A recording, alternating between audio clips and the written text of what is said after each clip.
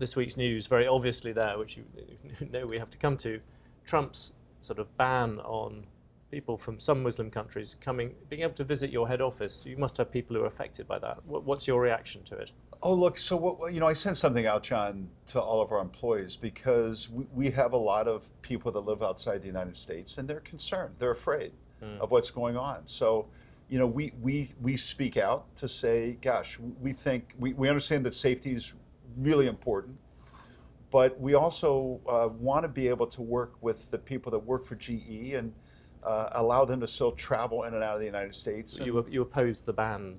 Yeah, no, we kind of said we understand the context, safety, but we think there's maybe better ways to do it, and we're not opposed to speaking out on that. But yesterday the president sent out a executive order that said 2 regulations have to be canceled for everyone that gets added. I'm all for that, yes, right? Yes. So I think too frequently we're sticking all in the negatives. Without standing back and saying, look, there's some directions he's going in that are going to be very good for business. I mean, isn't it underneath it a sort of threat to all the advantages that GE has built up? You have specialised in hiring talent from around the world, pretty much irrespective of nationality. I think you've got 62% of your workforce comes from outside. Yeah. Surely this sort of limitation on it is something that I think if you look from a business standpoint, I think we're running the play that the president has outlined. We're a huge exporter. We're a small importer. Really, I think the things that the president talks about really are more talking to the people that are importing lots of products and exporting nothing. So I think our play kind of fits the play the president wants to run. And therefore, I think it's up to me to speak about how important it is that the U.S. have good relations with our potential customers around the world. And we have people there, John, we have people there on the ground that are Iraqis or Saudis or Italians or things like that.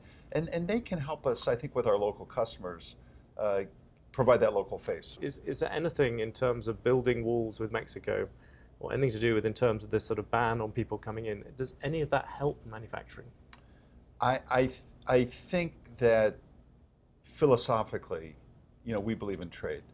We believe in the free flow of goods. Inherently, we don't think things like walls are good ideas. Let's put that. So that's maybe the macro answer. At the same time, what I would say is there's nothing wrong with President Trump wanting to add manufacturing jobs in the United States.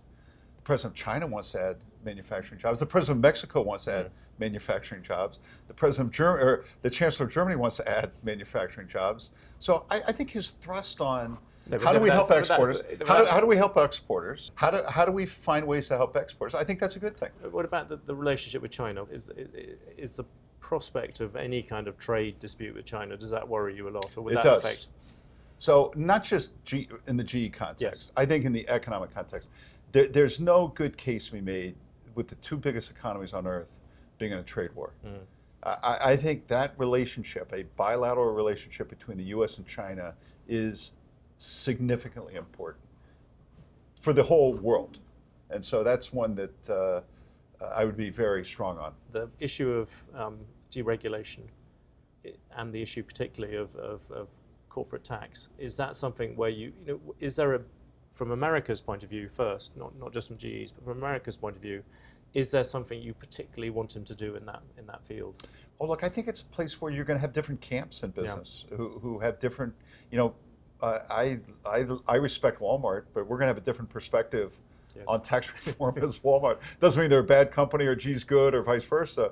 We're going to have a different starting point as it pertains to that. So I think all of our voices need to be heard.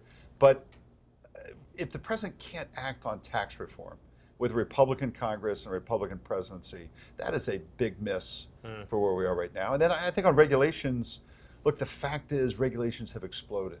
Now, we need regulations. You had the joys of Brexit. You now got the possibilities of Le Pen. What are you still confident about the future of Europe? You've invested very heavily there. We've never looked at Europe as Europe. We know the difference between France and Germany. When we were doing Alstom in 2014, we were stopped in Paris by a set of decisions that basically violated Brussels rules. And we're kind of sitting there as a American company sucking our thumb in Paris, and we had to fight our way out of Paris. Then we had to fight our way out of Brussels. That it didn't feel like the European Union at that time. So we've learned how to manage paradox as a company. We've learned how to manage subtlety as a company, and that's what globalization. Globalization. People that see globalization from 30,000 feet at a resort or in a townhouse or a think tank don't know a damn thing about the way globalization really works. Today it's country by country, deal by deal. Now, I wish it was all like free trade and all that other stuff. That's just not where we are.